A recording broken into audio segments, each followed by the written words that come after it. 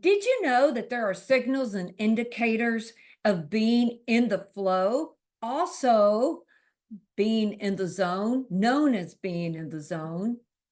There are, and you can actually Google being in the flow. And when you do that, it will pull up being in the flow or also being in the zone.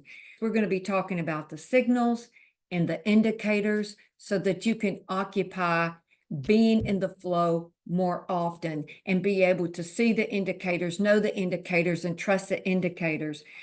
Today, we're going to talk about why understanding the zones is such a great frame of reference. It is a very stable datum of what makes life worse and what makes life better. Why you may feel like you're living your worst nightmare or why you are living your dreams. So the zones, the basics of the zones was actually discovered by Alan Walter, and it is the foundation. And it came about from him studying great people of the past. Some of those great people include, and I'm not going to name all of them, but there were a lot.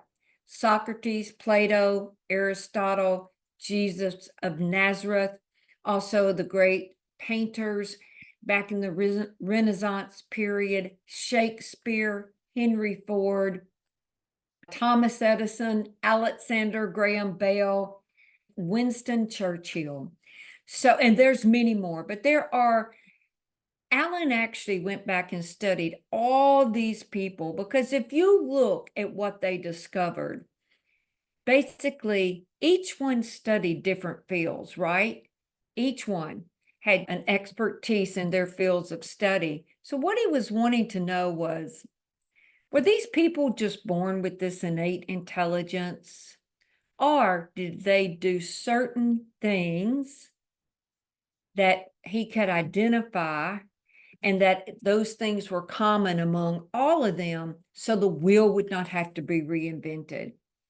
And if you look at these people that he studied and their discoveries, I mean, their discoveries forever changed the world in which we live in today. It made it a better place, and it greatly influenced the future.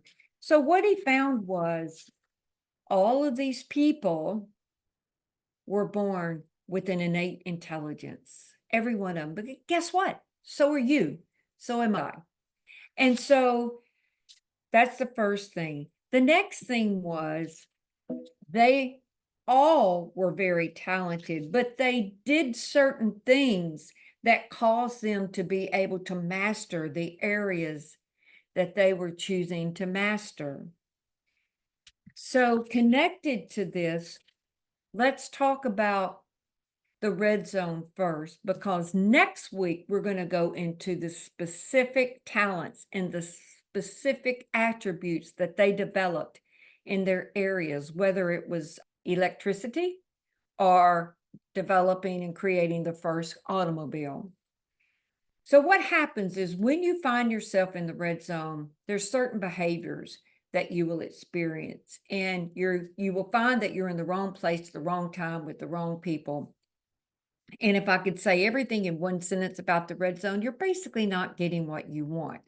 And your mood level is typically not, well, it's just not good. How do you feel when you're not getting what you want? When you're being given something you didn't want or not being given what you did want? So wrong place, wrong time, not getting what you want.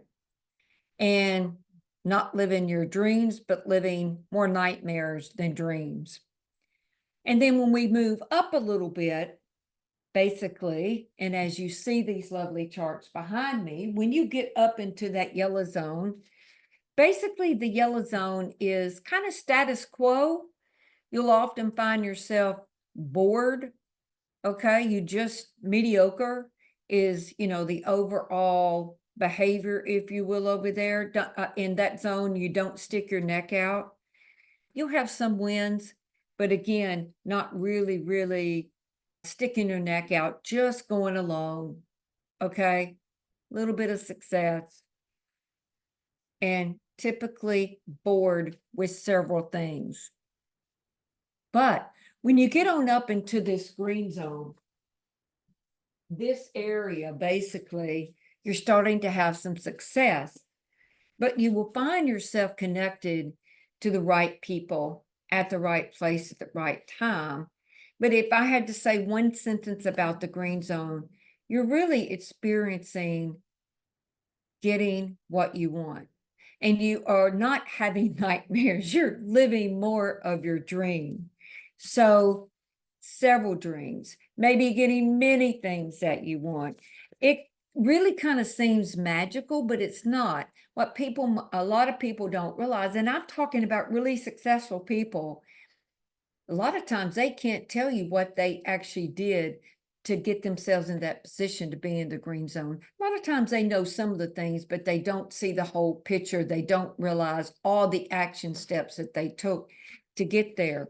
So with that, you've got the red, yellow, and green zone, which is excellent frame of reference to see how you're doing. Each zone comes with certain mood levels. In the red zone, you have a negative mood level, a negative attitude. In the yellow zone, that zone is kind of so-so, if you will, so-so mood level, a little bit warm, a little bit friendly.